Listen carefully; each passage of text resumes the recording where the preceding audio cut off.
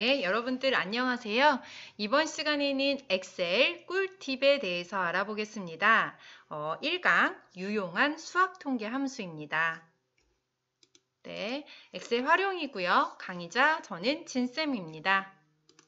그러면 이 유용한 수학 통계 함수에 우리가 숫자의 반올림, 올림, 내림 함수가 있다는 것을 한번 파악해 보아야 하는데요.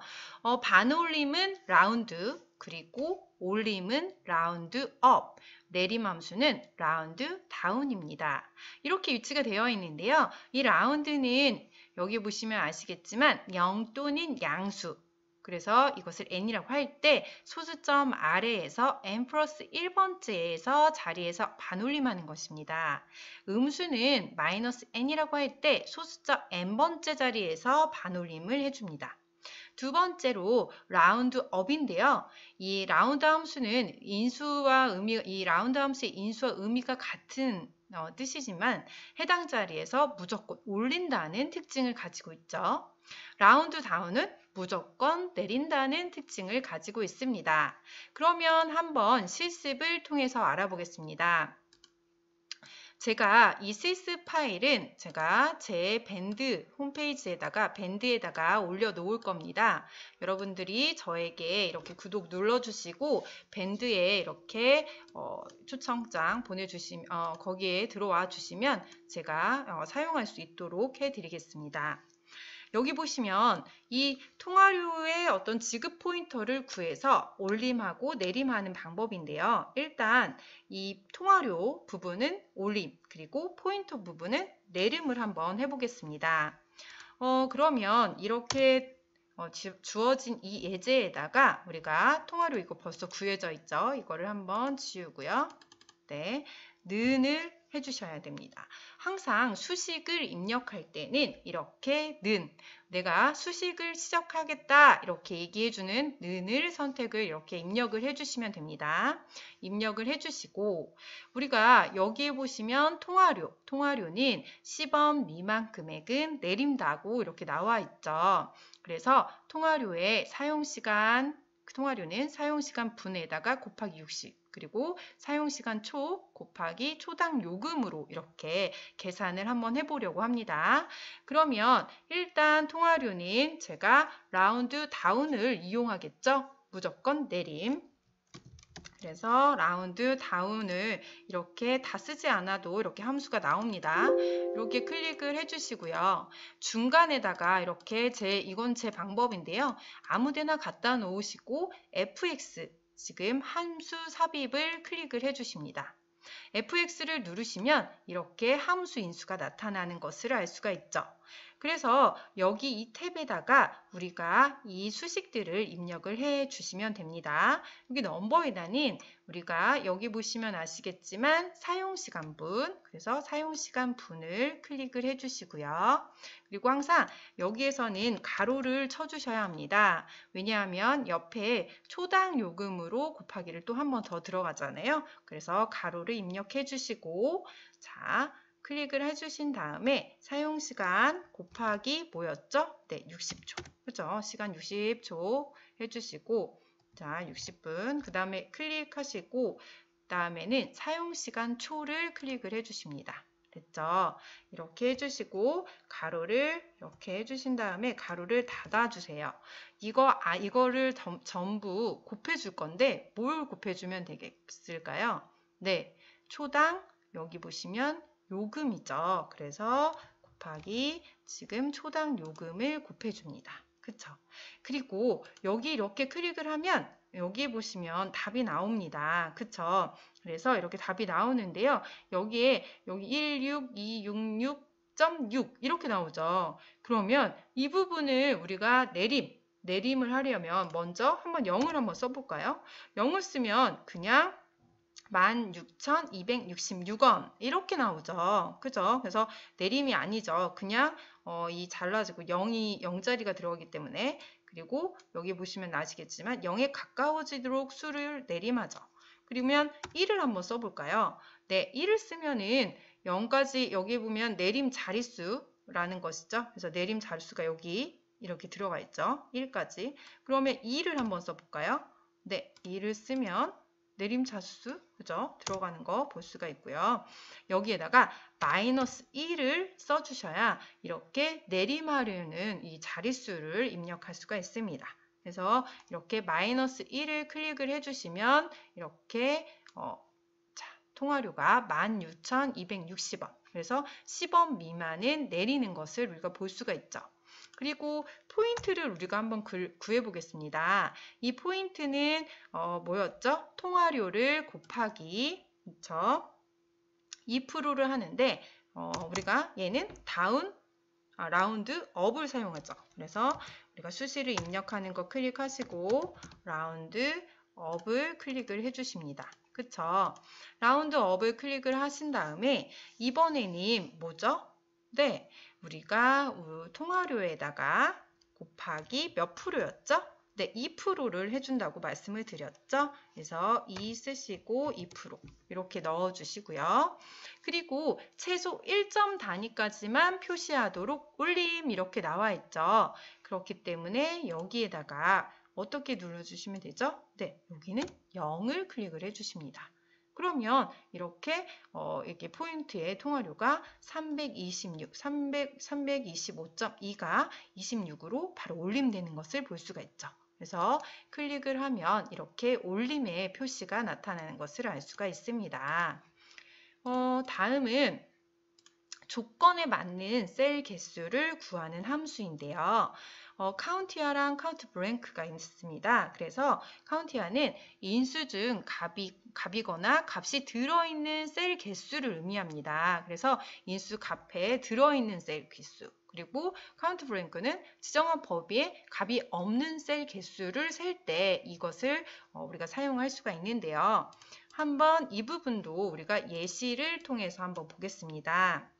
예시 두 번째 거를 클릭을 하시면 제가 이 부분 나오시죠? 네, 조금 예제가 틀려도 상관은 없습니다. 이렇게 해주시고요. 그러면 우리가 여기에다가 한번 자격증이 있는 학생과 없는 학생을 한번 구분을 해보겠습니다. 일단 자격증이 있는 학생은 여기 안에 지금 보시면 이렇게 셀 수 있죠. 이렇게 클릭이 들어가 있는 부분을 세 개 그 다음에 자격증이 없는 공백으로 되어 있는 것은 카운트 블랭크를 이용하겠죠. 그래서 한번 사용해 보겠습니다. 수식을 입력할 때는 제가 말씀드렸죠. 항상 는을 클릭을 해주시고요. 카운트 여기 카운티야 이렇게 클릭을 해주시고 항상 중간에 제 방법은 그렇습니다. 제 중간에 이거를 클릭을 아무데나 해도 돼요. 중간에 클릭을 하고 FX 인자를 한번 열어주시면 이렇게 나타나죠. 여기에서 우리는 잠시만요. 다시 카운티아 클릭하셔서 자, FX를 클릭을 해주시면 이렇게 나타나죠. 여기에서 우리가 어떤 거를 구하려고 하는 거죠? 자격증이 있는 학생이죠. 그렇기 때문에 자격증이 있는 라인을 다 잡아줍니다. 여기에 있는 해당하는 데이터를 다 잡아주는 거죠. 네, 데이터를 잡으셨나요? 네, 내가 원하는 이 자격증이 있는 부분의 데이터를 클릭을 해주시면 여기 보시면 4라고 나오나요? 네, 우리가 자격증이 있는 친구는 하나, 둘, 셋, 4명이죠. 그래서 이렇게 나타나는 것을 볼 수가 있습니다. 그래서 4라고 나와있죠. 자격증이 없는 학생 수는 어떻게 되겠죠? 네, 얘는 count blank.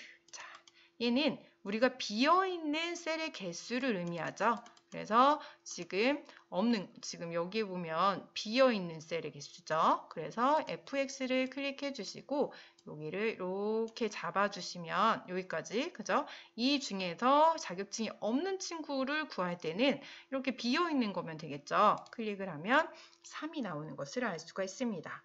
이렇게 자격증이 있는 학생과 없는 학생을 간편하게 이렇게 구할 수도 있고요.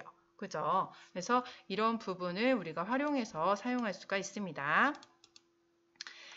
다음은 count if 이 함수를 사용하는 부분인데요. 이것은 여러 조건을 만족하는 경우의 수를 함수 하나로 구할 수가 있습니다.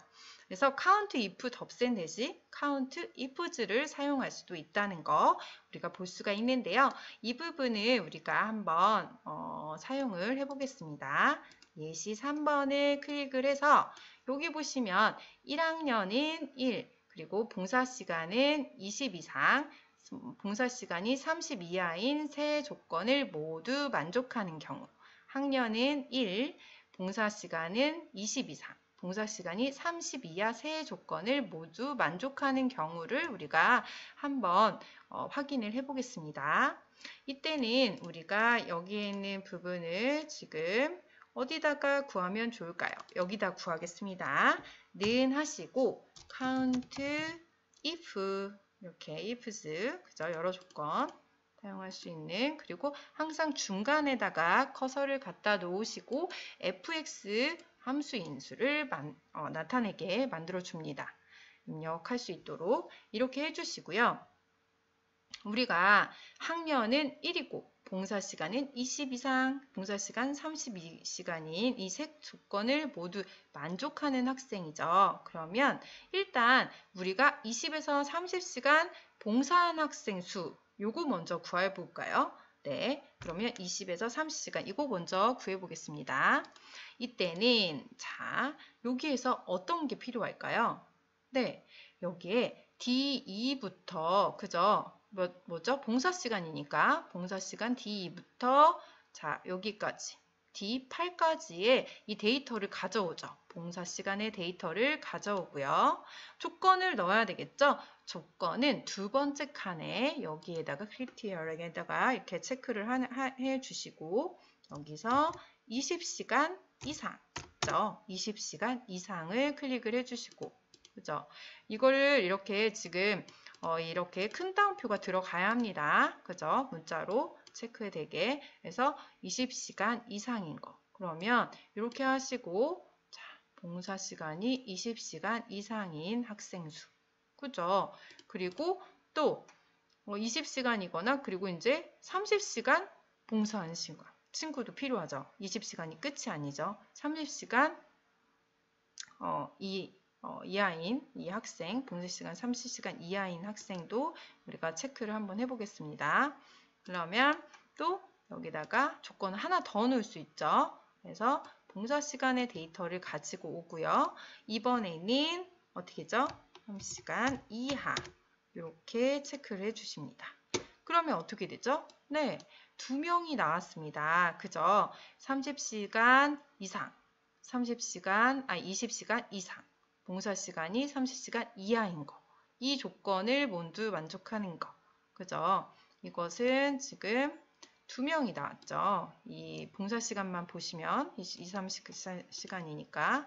그리고 그러면 1학년 중에서 이 학생들을 한번 골라보겠습니다. 1학년 중에서 count ifs를 열어주시고 여러 조건을 가지고 있기 때문에 count ifs죠. 자, 그래서 이번에는 그러면 1학년 중에서 20시간에서 30시간 봉사한 학생입니다. 그러면 또 데이터를 가지고 와야 되겠죠? 먼저 데이터를 몇 학년? 자, 1학년 중에서 가지고 오죠. 그죠? 1학년 중에서 얘는 뭐가 되겠죠? 1학년. 그죠? 학년이 여기서 1학년의 데이터를 가지고 오겠죠? 그리고 두 번째는 뭐죠? 봉사 시간이 20시간 이상. 그러면 봉사 시간 클릭을 해주시고, 그쵸?